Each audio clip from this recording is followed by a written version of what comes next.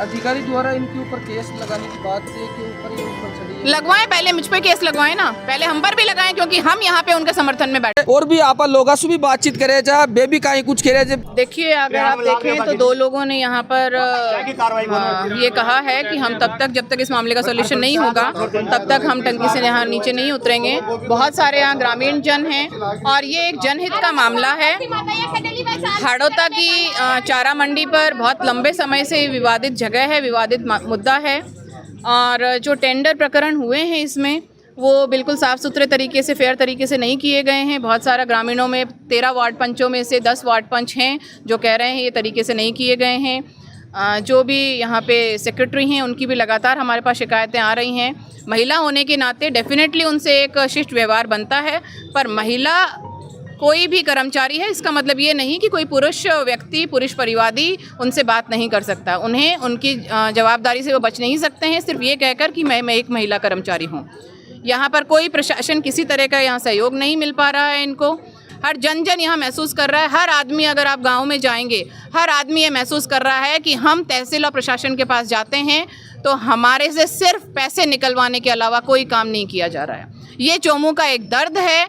अगर किसी प्रतिनिधि को चोमू की जनता ने नकार दिया है सिर्फ उसके भ्रष्टाचार की वजह से, आज भ्रष्टाचार का अड्डा चोमू को बना रखा है।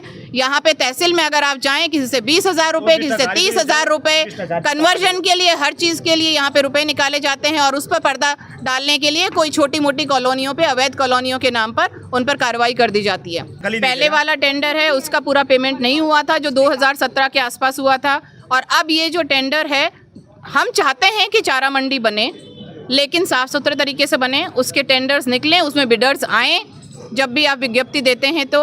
लेकिन इस कॉस्ट पे हम चारा मंडी नहीं चाहते कि उसको एक अवैध जगह पे चारागाह ज़मीन पर बनाई जाए, उसको कागज़ों में कहीं दिखाया जाए, चारा मंडी कहीं पार्किंग कहीं पे हो रही है। राजस्व के नुकसान पे चारा मंडी हम बिल्कुल नहीं चाहते। साफ़ सुथरे तरीके से करें, बिल्कुल हम उसके लिए तैयार हैं, पर यहाँ कोई भी भ्रष्टाचार हम सहन नहीं करेंगे। कोई भ्रष्ट अधिकारी को हम यहाँ सहन नहीं करेंगे। हमें कितने भी, आज नहीं आगे भी हमें अगर धरना देना पड़े कुछ भ्रष्ट अधिकारियों के खिलाफ तो वो यहाँ पर चलेगा जब तक सरकार नहीं सुनती है। हालांकि सरकार से उम्मीदें थोड़ी सी हमें कम ज़रूर हैं क्योंकि सरकार के तो खुद मंत्री परेशान हैं।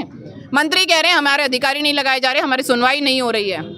तो हम तो ऐसी जगह पे बैठे हैं, हम तो सत्ता में नहीं हैं, पर जनता के लिए हम हमेशा खड़े रहेंगे। और अगर ये मुद्दा भ्रष्टाचार का है तो हम इसके खिलाफ लड़ेंगे। प्रशासन को यहाँ आना पड़ेगा और उनको सुध लेनी पड़ेगी।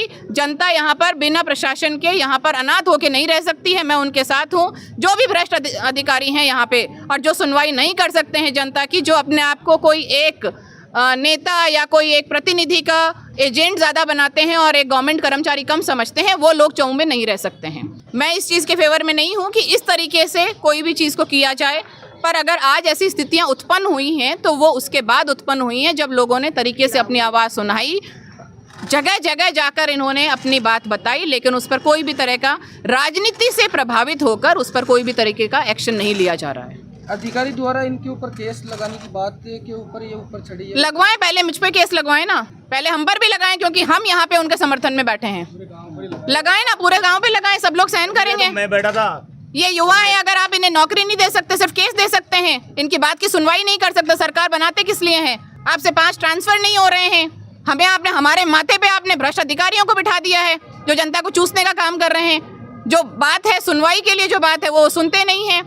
तो इस चीज़ के लिए हम यहाँ रहेंगे और आगे भी हम लगातार प्रयत्नशील रहेंगे कि हम चोमू को साफ सुथरा कर सकें।